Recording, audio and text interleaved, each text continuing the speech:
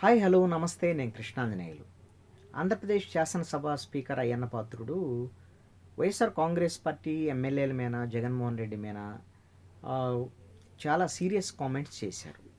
వీళ్ళు అసెంబ్లీకి రాకుండానే జీతాలు తీసుకుంటున్నారు. అసెంబ్లీకి రాకుండా ఎందుకు జీతాలు ఇవ్వాలి? ఈ విధంగా దొంగచాటున వచ్చి సంతకాలు పెడుతున్నారు వీళ్ళు. ఆహ్, నో వర్క్ నో పే అనేటువంటిది వీళ్ళకెందుకు వర్తించదు అనేటువంటి విషయాన్ని ఆయన సీరియస్‌గా కామెంట్ చేశారు. వాస్తవంగా వైఎస్ఆర్ కాంగ్రెస్ పార్టీకి 11 మంది ఎమ్మెల్యేలు జగన్మోహన్ రెడ్డితో కలిపి. మరి ఈ 11 మంది ఎమ్మెల్యేలు ఈ 2 సంవత్సరాల కాలంలో అసెంబ్లీకి రావటం లేదు. అయితే వరుసగా 6 నెలల పాటు 60 రోజులు గిన వరుసగా అసెంబ్లీ సమావేశాలకు హాజరు కాకపోతే వాళ్ళని డిస్క్వాలిఫై చేసేటువంటి విధంగా మన రాజ్యాంగంలో పొందుపరచబడి ఉంది. మరి అయితే ఇప్పుడు ఏం చేస్తున్నారు వైఎస్ఆర్ కాంగ్రెస్ పార్టీ వాళ్ళు? జగన్మోహన్ రెడ్డి కూడా గవర్నర్ ప్రసంగం అప్పుడు ఉభయ సభలు సమావేశమైనప్పుడు 1-2 సార్లు ఆయన వచ్చాడు. ఎమ్మెల్యేలు కూడా ఆయనతో పాటు వచ్చారు. ఆ తర్వాత వెళ్ళి సంతకాలు చేస్తున్నారు. అసెంబ్లీ సమావేశాలకైతే రావటం లేదు. ఇక జీతాలు యథాతథంగా తీసుకుంటున్నటువంటి పరిస్థితి ఉంది. అలవెన్సెస్తో పాటుగా కొన్ని ఇవన్నీ కూడా తీసుకుంటున్నారు. ఈ అంశమే ఇప్పుడు చర్చనీయాంశంగా మారినటువంటి పరిస్థితి ఉంది. మరి వీళ్ళకి ఈ విధంగా దొంగసాటున వెళ్ళి సంతకాలు పెట్టడానికి ఎవరు అవకాశం ఇస్తున్నారు? అసెంబ్లీకి సమావేశాలప్పుడు వస్తే సంతకం పెట్టడానికి ఓకే. మరి దొంగచాటుగా వెళ్ళి వైసీపీకి సంబంధించినటువంటి కార్యాలయం ఉంటుంది దాంట్లో, అసెంబ్లీ ఆవరణలో. అక్కడికి వెళ్ళి వాళ్ళు కూర్చుంటే అసెంబ్లీకి సంబంధించినటువంటి ఉద్యోగులే ఆ ఫైళ్ళు రిజిస్టర్ తీసుకొచ్చి సంతకాలు పెట్టించుకుంటున్నారు అనేటువంటిది ఒక ఆరోపణ కూడా ఉంది. మరి అలాంటప్పుడు వాళ్ళకి సహకరిస్తున్న అధికారులు ఎవరు? మరి ఈ విధంగా దొంగచాటులో ఒకవేళ సంతకాలు పెడితే అసెంబ్లీకి రాకుండా ఎందుకు జీతాలు ఇవ్వాలి అని వీళ్ళు బయట మాట్లాడుతున్నారు. ఇప్పుడు అసెంబ్లీ స్పీకర్ కూడా బయటే మాట్లాడారు. గతంలో ఒక సభలో కూడా మాట్లాడారు. బహుశా హైదరాబాద్ వెళ్ళినటువంటి సందర్భంలో అనుకుంటా. ఇప్పుడు పార్లమెంటుకు సంబంధించినటువంటి స్పీకర్ ఓం బిర్లా కూడా ఆ సమావేశంలో ఉన్నారు, అయ్యన్న పాత్రుడు గతంలో మాట్లాడినప్పుడు. మరి వీళ్ళని డిస్క్వాలిఫై చేయాలి అనేటువంటి విధంగా చేయాలి అని అంటే ఆంధ్రప్రదేశే కాదు, దేశవ్యాప్తంగా ఉన్నటువంటి అసెంబ్లీల్లో వీళ్ళని డిస్క్వాలిఫై చేయాలన్నా ఇంకోటి చేయాలన్నా మరి అసెంబ్లీకి కంటిన్యూస్గా 60 రోజులు రాకపోతే డిస్క్వాలిఫై చేయాలని గత విధానం ఉంది. మరి ఇప్పుడు వీళ్ళు రావటం లేదు, మధ్యలో వచ్చి వెళ్తున్నారు, 1-2 సార్లు వచ్చి వెళ్తున్నారు. ఇలా అయితే వీళ్ళని డిస్క్వాలిఫై చేసేటువంటి విధంగా ఏమైనా పార్లమెంట్లో చర్చ జరగాల, కొత్త చట్టం తేవాలా, వీటి మీద ఆలోచించాలి. అంతే తప్ప ఊరికి ఏదో బయట మాట్లాడితే కుదిరే పని కాదు కదా.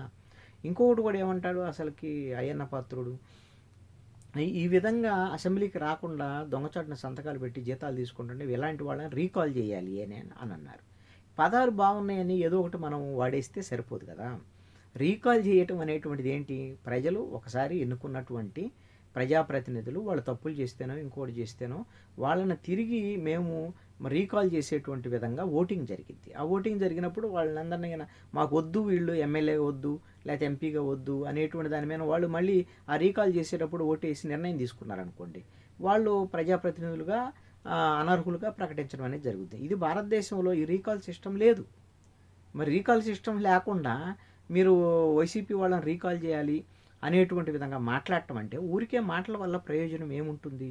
అంటే ఈ మాటల వల్ల కేవలం వైఎస్ఆర్ కాంగ్రెస్ పార్టీ మీద విమర్శలు చేయడానికి మాత్రమే పనిచేస్తున్నటువంటి అంశం కూటమి వైపు నుంచి.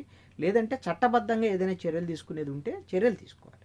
అదేవిధంగా వైసీపీకి సంబంధించినటువంటి ఎమ్మెల్యేలు 10 మంది ఎమ్మెల్యేలు, అదేవిధంగా జగన్మోహన్ రెడ్డి, మీరు ప్రజాప్రతినిధులుగా గెలిచిన తర్వాత ప్రెస్ మీట్లలో మాట్లాడితేనో లేదా బయట వచ్చి మాట్లాడితే కాదు కదా. మీరు ఎమ్మెల్యేలు అసెంబ్లీకి రావాలి, అసెంబ్లీలకు రిప్రజెంట్ చేయాలి.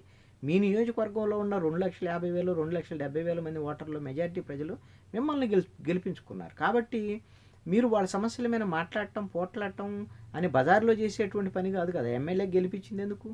అసెంబ్లీకి వెళ్తారని, చట్టసభల్లో మాట్లాడతారని, వాళ్ళకు అనుకూలమైన చట్టాలు చేస్తారని, తమకు ప్రతికూలమైనటువంటి చట్టాలు కానీ ఏమన్నా చేస్తుంటే వాటిని అడ్డుకునేటువంటి ప్రయత్నం చేస్తారని కదా మిమ్మల్ని ఎమ్మెల్యే గెలిపించింది.